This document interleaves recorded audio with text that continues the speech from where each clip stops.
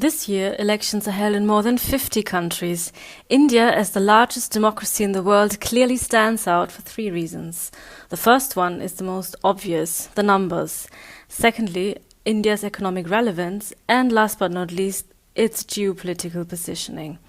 But let's first look at the numbers. Actually, those figures are nothing short of impressive. Around 970 million registered voters are going to be able to cast their votes at around 5.5 million electronic voting machines. Therefore, more than 1 million polling stations are going to be set up across the country, which is actually 9 times larger than Germany.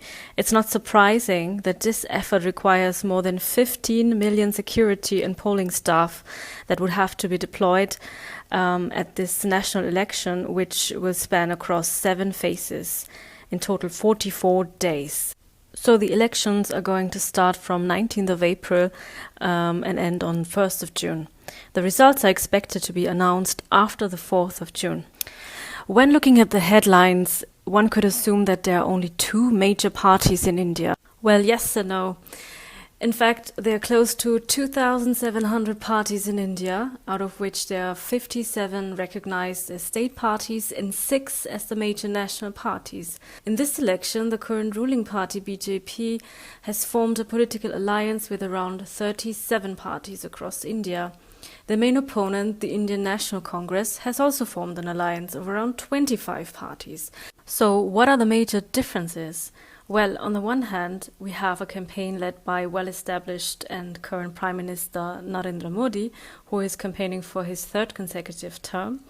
And in his campaign, he majorly stresses on the achievements of the BJP-led government that has been in power for more than 10 years now. On the other hand, we have the Congress-led alliance, who would only announce the prime ministerial candidate after the elections. They also just published their program or election manifesto 2 weeks before the start of the elections. The second important reason why this election matters is India's economic relevance. India is set to become the 3rd largest economy in the 2030s, despite a volatile global backdrop.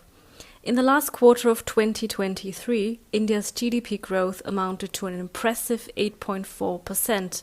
In the context of India-EU strategic cooperation, India is often described as a natural partner for the EU, particularly because of its democratic structure and its aspirations to move towards a sustainable green economy.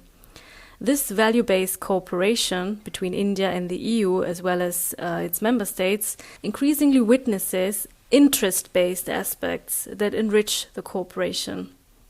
The free trade agreement that's currently being negotiated, as well as other key sectors, including the defense sector, are being important drivers, as well as enablers for more strategic convergence.